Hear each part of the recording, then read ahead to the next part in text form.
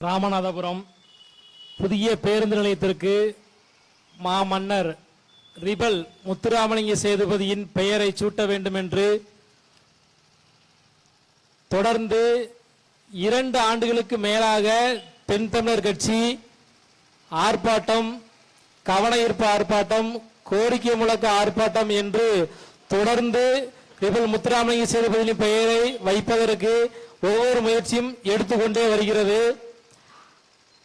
அதே வரிசையில் இன்று மீண்டும் ஒரு கவன ஈர்ப்பு ஆர்ப்பாட்டம் செய்வோம் என்று முடிவெடுக்கப்பட்டு இன்று அந்த ஆர்ப்பாட்டம் நடந்து கொண்டிருக்கிறது.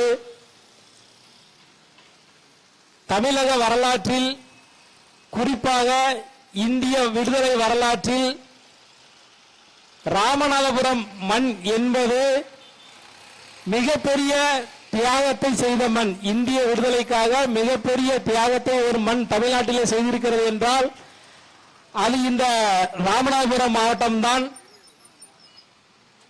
எண்ணிலடங்கா உயிர்களை பலியாக கொடுத்து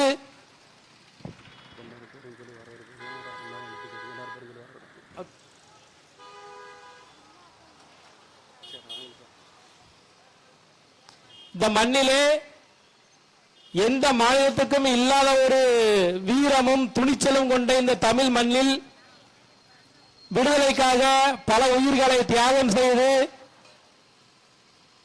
பல உயிர்களை பலியாக்கி, ரத்தம் சிந்தி எடுத்த இந்த விடுதலையை தமிழருக்கும் தமிழ் மண்ணுக்கும் சம்பந்தமே இல்லாத, தமிழ் குடியில் பிறக்காத ஒருவரின் பெயரை ராமநாதபுரம் பேருந்து நிலையத்திற்கு சூட்டியிருக்கிறார்கள். இந்த ராமநாதபுரம் மண்ணிலே அரசு கலைக்கல்லூரி, அரசு மருத்துவமனை, மாவட்ட ஆட்சியர் அலுவலகம்,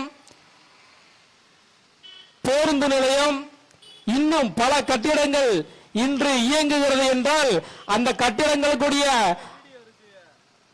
அனைத்து இடங்களும் சேதுபதி குடும்பத்திற்கு சொந்தமானது.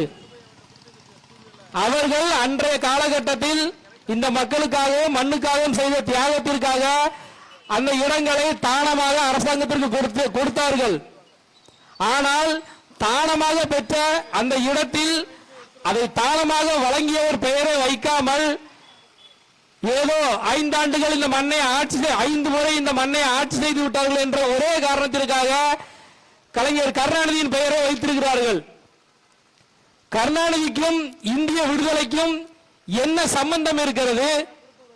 ராமநாதபுரத்திற்கும் கருணாநிதிக்கும் என்ன சம்பந்தம் இருக்கிறது? சேதுபதி மன்னர் அவர்களுடைய பூமியில் கருணாநிதியின் பெயரை சூட்ட வேண்டிய அவசியம் என்ன வந்திருக்கிறது? இந்த மண்ணுக்காக, இந்த மக்களுக்காக உயிர் நீத்த எத்தனையோ போர்க்கொடியை சேர்ந்த சேதுபதி மன்னர்கள், அவர்களின் சாட்சியாக அவர்களின் வாரிசுகள் இன்றும் வாழ்ந்து வருகிறார்கள்.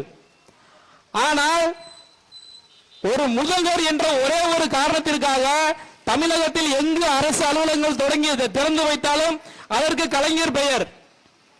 ஏதாவது ஒரு புதுசா ஒரு தேர்வை திறந்து வச்சாங்க அப்படின்னா அதுக்கு கலைஞர் கருணாநிதியின் பெயர். கருணாநிதியின் பெயரை வைப்பதற்கு அந்த மக்கள் உங்களுக்கு ஓட்டு போட்டு உங்களை வெற்றி பெற வைத்தார்கள். நீங்க கருணாநிதியின் பெயரை இந்த பேருந்து நிலையத்துக்கு வைக்கணும்னா உங்க அப்பா பிறந்த திருக்கோவிலில் உள்ள பேருந்து நிலையத்துக்கு உங்க அப்பா பேரை வைங்க. அல்லது கோபாலபுரத்தில் இல்லை, கோபாலபுரத்தில் இருக்க தெருவுக்கு பேரு கலைஞர் தெருவுன்னு மாத்துங்க. கோபாலபுரம்ங்கிற பேரை எடுத்துட்டு கலைஞர் தெருவுன்னு மாத்துங்க. அதுல நீங்க குடியிருக்கிறீங்க, அதுல நீங்க வச்சுக்கோங்க. ராமநாதபுரம் மண்ணில மன்னர் ரிபல் முத்துராமலிங்க சேதுபதியை வைக்காமல் கருணாநிதியின் பெயரை வைப்பதற்கு என்ன அவசியம் வந்திருக்கிறது? உங்களை கேள்வி கேட்க யாரும் இல்லை என்று நினைத்து விட்டீர்களா? எனக்கு முன்பாக பேசிய அண்ணன் ஆணையபுரம் பாண்டி அவர்கள் சொன்னார்கள், தற்போது முதல்வராக இருக்கக்கூடிய ஸ்டாலின் அவர்கள் ஒரு விபத்தில் வந்தவர், அப்படித்தான் சொல்ல வேண்டும். ஒரு பெரும்பான்மையாக வரவில்லை, ஒரு விபத்தில் வந்தவர். இதற்கு முன்பு ஆட்சி செய்த எடப்பாடி அவர்கள் முக்குளத்தோர் சமுதாயத்திற்கு 10.5 இடஒதுக்கீடு கொடுத்த ஒரே காரணத்திற்காக அந்த ஆட்சி அகற்றப்பட வேண்டும். அதற்கு மாற்று வேறு யாரும் இல்லை. அந்த இடத்தில் திமுக இருக்கிறது. ஆகவே இவர்கள் நமக்கு நல்லது செய்வார்கள் என்று ஒட்டுமொத்த முக்குளத்தோர் சமுதாயத்தை சேர்ந்தவர்களும் கிட்டத்தட்ட 90க்கும் மேற்பட்ட தொகுதிகளில் அதிமுகவுக்கு எதிராக வாக்களித்து இந்த திமுகவை அரசால வாய்ப்பு கொடுத்தார்கள். அந்த வாய்ப்பை பயன்படுத்திய ஸ்டாலின் அவர்கள் இன்று அதே சமூகத்திற்கு எதிராக செயல்பட்டுக் கொண்டிருக்கிறார். நான் ஆட்சிக்கு வந்தேன் என்றால் டிஎன்டி ஒற்றை சான்றிதழ் தருவேன் என்று தென்காசி மாவட்டத்திலே கடந்த தேர்தல் பரப்புரையிலே சொல்லியிருந்தார். திமுக ஆட்சி அமைந்தவுடன் போர்க்குடி மக்களுக்கு, அதாவது சீர்மரபினர் மக்களுக்கு டிஎன்டி ஒற்றை சான்றிதழ் கொடுப்பேன் என்று சொல்லியிருந்தால் இன்று வரை கொடுக்கவில்லை. அதை கிடைப்பில் போட்டு விட்டார்கள். சரி, கொடநாடு கொலை வழக்கை எடுத்து குற்றவாளிகளை உடனடியாக கைது செய்து அவர்களுக்கு தண்டனை வழங்கி கொடுப்பேன் என்று சொன்னார்கள். அதையும் இதுவரை செய்யவில்லை.